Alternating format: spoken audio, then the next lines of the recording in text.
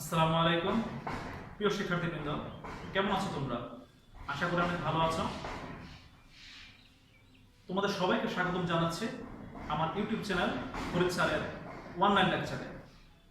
গত ক্লাসে আমরা electric charge and charge density নিয়ে আলোচনা করেছিলাম। তো আজকের লেকচারটি চার্জ বিষয়ক, তবে একটু ভিন্ন। তো আজকের লেকচারটি আমরা সাজিয়েছি ডিফারেন্ট চার্জ অ্যান্ড প্রপার্টিস। তো আমরা চারটি সেকশন লিখেছি। প্রথম সেকশনটি হচ্ছে characteristics of charges, point charge and test charges, quantised charge and conservation of charge. তাহলে শুরুতেই ক্যারেক্টারিস্টিক্স অফ চার্জেস। এখানে আমরা তিনটি ক্যারেক্টারিস্টিক্স লিখেছি। তো প্রথম ক্যারেক্টারিস্টিক্স হচ্ছে like charges repel one another, that means positive repels positive and negative repels negative. এর মানে কি? অর্থাৎ লাইক চার্জেস মানে হচ্ছে সমধর্মী চার্জ। হতে পারে দুটো চার্জ পজিটিভ অথবা নেগেটিভ। যদি দুটি চার্জ পজিটিভ হয় তাহলে একে অপরকে বিকর্ষণ করবে, আই মিন রিপেলস। এর কথা হচ্ছে যে রিপেলস মানে হচ্ছে বিকর্ষণ করা। যদি দুটো চার্জ একইভাবে নেগেটিভ হয় তাহলে তারা পরস্পরকে বিকর্ষণ করবে। তো দ্বিতীয় প্রপার্টিসটি লেখা আছে unlike charge attract each other. এর মানে কি? আনলাইক চার্জ হচ্ছে বিপরীত ধর্মী চার্জ, অর্থাৎ একটি পজিটিভ আর একটি হচ্ছে নেগেটিভ। তাহলে পজিটিভ এবং নেগেটিভ কি করবে? পরস্পরের মধ্যে আকর্ষণ করবে। অর্থাৎ একটি পজিটিভ আর একটি নেগেটিভ চার্জ হলে তারা পরস্পরকে আকর্ষণ করে। থার্ডলি বলা আছে যে চার্জ ইজ কনজার্ভ। মানে এর কথা যদি আমি একটু বিশদভাবে ব্যাখ্যা করি, অর্থাৎ a neutral object has no net charge, অর্থাৎ কোন নিউট্রাল অবজেক্টের নেট চার্জ থাকবে না। বিষয়টি হচ্ছে এরকম যে আমরা যদি মানে বাহির থেকে কোনো চার্জ দেই অথবা এখান থেকে নিয়ে যাই তাহলে আমরা নেট চার্জ এখানে মানে দেখতে পাবো না, তাই না? তাহলে আমরা যদি একটু উদাহরণের মাধ্যমে সেই বিষয়টা দেখাই, বিষয়টা কেমন হয় দেখো। আমার কাছে কিন্তু একটা মার্কার আছে। এই মার্কারটি কিন্তু একটা প্লাস্টিকের দণ্ড। তো আমি সামান্য একটু টিস্যু নিয়েছি, ধরে নিলাম এটা একটু পশম, আমরা পশম হিসেবে বিবেচনা করে নিই। তো বিষয়টা হচ্ছে এটা কিন্তু আমাদের দণ্ডটি এবং পশম দুটোই কিন্তু নিউট্রাল, অর্থাৎ ইনিশিয়ালি নিউট্রাল থাকবে চার্জ।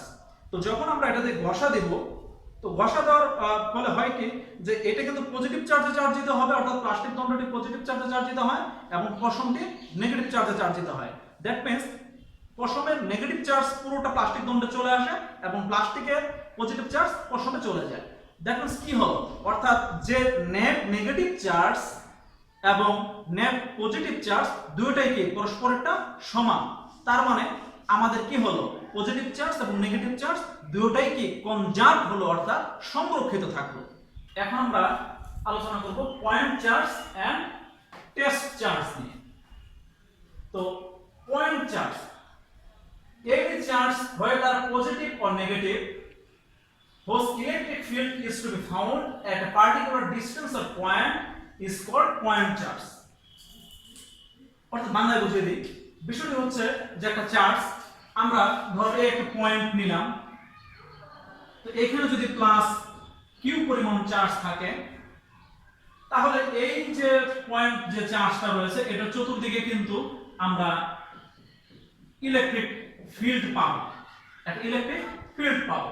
তাহলে যদি একটা ইলেকট্রিক ফিল্ড পাওয়া যায় পার্টিকুলার ডিসটেন্সে, সেটা হতে পারে এখান থেকে মনে করে একটা ডিসটেন্স নিলাম, সেটা ডি হতে পারে, অর্থাৎ যে কোনো ডিসটেন্সে হোক না কেন, একটা যদি ইলেকট্রিক ফিল্ড পাওয়া যায় তাহলে এই যে চার্জটা এটাকে বলা হচ্ছে পয়েন্ট চার্জ।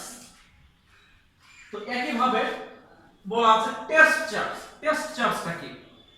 যে a test charge with a magnitude so small that placing it at a point has negligible effect on the field around the point. অর্থাৎ আমরা যদি একটা পয়েন্ট বিবেচনা করলাম, সেখানে একটা চার্জ আছে যাকে আমরা প্লাস দিয়ে যদি বলি প্লাস কিউ নট দ্বারা প্রকাশ করলাম, কিউ নট। অর্থাৎ এই চার্জটার অ্যামাউন্টটা এতটাই ক্ষুদ্র যে বলা আছে যে নেগলিজিবল এফেক্ট। তোমাদের উদ্দেশ্যে আরেকটু জানিয়ে দেই, কিছু কিছু বইয়ে মানে ভুল রয়েছে। কিরকম, যে এখানে নেগলিজিবলের জায়গায় লেখা আছে নো এফেক্ট। বিষয়টি কিন্তু ঠিক নয়, কারণ নো এফেক্ট কথার মানে হচ্ছে কোনো চার্জই নেই। যদি চার্জই না থাকে তাহলে তো সেখানে তো ইলেকট্রিক ফিল্ড থাকার কোনো প্রশ্নই আসে না, তাই না?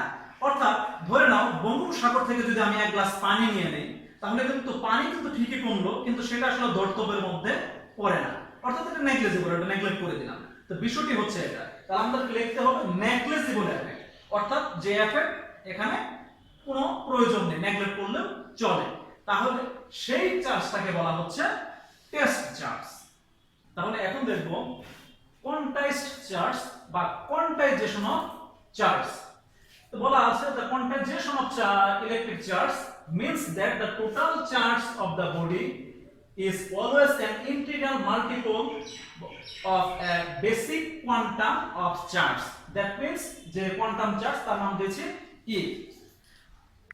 তাহলে আমরা বিষয়টি আরো ডিটেইলস ব্যাখ্যা করি। অর্থাৎ যে একটা বডিতে যে পরিমাণ চার্জ থাকবে, তো সেই চার্জটা কিরকম হবে?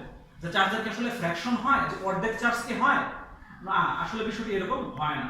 সেটা একটা ইন্টিগ্রাল নাম্বার থাকবে, অর্থাৎ ইন্টিজার নাম্বার।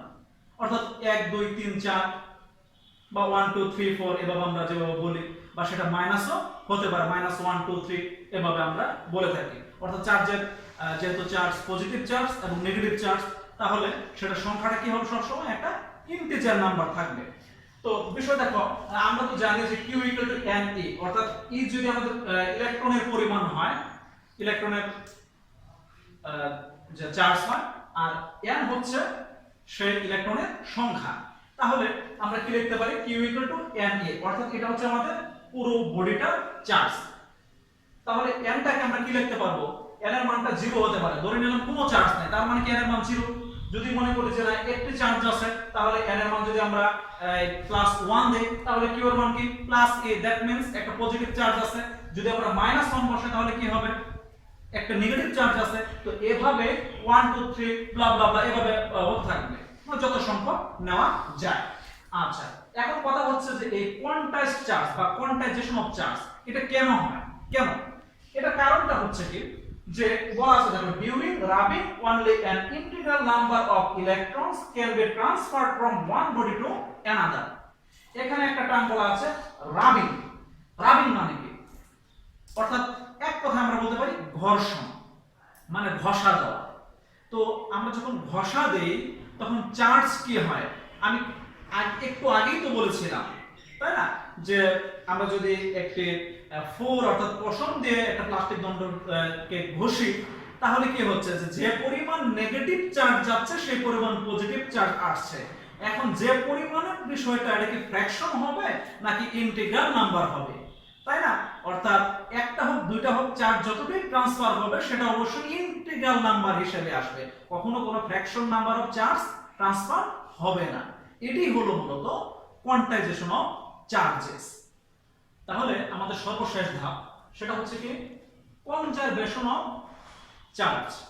তো কনজারভেশন অফ চার্জ সেটা হচ্ছে, in physics charge conservation is the principal that the total electric charge in an isolated system never changes। অর্থাৎ একটা আইসোলেটেড সিস্টেম, মানে একটা পৃথক সিস্টেম যদি আমরা কল্পনা করি, সেখানে যে চার্জ থাকবে সেটা পজিটিভ হোক বা নেগেটিভ হোক, দুটার পরিমাণে কি থাকবে? কনজার্ভ থাকবে, মানে কখনো চেঞ্জ হবে না। আমরা যদি আরেকটু ইলাবোরেট করি, যে the net quantity of electric charge, the amount of positive charge minus the amount of negative charge in the universe is always conserved। অর্থাৎ আমাদের এই মহাবিশ্বে যে চার্জ আছে, আমরা বলেছিলাম যে দুই প্রকার চার্জ আছে, অর্থাৎ পজিটিভ চার্জ এবং হচ্ছে নেগেটিভ চার্জ। তাহলে আমাদের এই দুইটার পরিমাণই, এটা এক পজিটিভ থেকে যে নেগেটিভে যায়, নেগেটিভ থেকে পজিটিভে আসে, যেটাই হোক না কেন দুটার পরিমাণ কি থাকবে? অলওয়েজ কনজার্ভ থাকবে। আমরা যদি একটু ম্যাথমেটিক্যালি দেখি তাহলে কি হয়, যে আমরা ধরে নিলাম এই পৃথিবীতে প্লাস কিউ পরিমাণ পজিটিভ চার্জ রয়েছে, একইভাবে মাইনাস কিউ পরিমাণ নেগেটিভ চার্জ রয়েছে। তাহলে এখন অ্যামাউন্টটা আমরা কিভাবে লিখব? তাহলে আমরা বলছি যে net amount of positive charge. তাহলে পজিটিভ চার্জ আমরা যদি ডেল কিউ দ্বারা প্রকাশ করি তাহলে পজিটিভ চার্জ কি আছে প্লাস কিউ, তাহলে আবার বলা আছে minus the amount of negative charge, তাহলে মাইনাস অ্যামাউন্ট অফ কি এই নেগেটিভ চার্জ মাইনাস কিউ, তাহলে এই মাইনাস মাইনাসে কি হয়ে গেল প্লাস হয়ে গেল না, তাহলে Q plus Q that means 2q আমরা যদি বলি, অর্থাৎ আমাদের এই পুরো চার্জটা কি হয়ে যাবে, এটাই হচ্ছে নেট চার্জ, অর্থাৎ এই চার্জটা কোনোদিনও পরিবর্তন হবে না, অর্থাৎ সংরক্ষিত থাকবে। তো আজকের লেকচার এ পর্যন্তই, আশা করি তোমরা লেকচারটি খুব সুন্দরভাবে বুঝতে পেরেছো। তো এরপরে আরো যদি তোমাদের জানার থাকে তাহলে কমেন্ট সেকশনে কমেন্ট করবে এবং তোমরা এই ভিডিওটি শেয়ার করবে। তা আজকে এ পর্যন্তই, তোমরা সবাই ভালো থেকো, সুস্থ থেকো, আল্লাহ হাফেজ।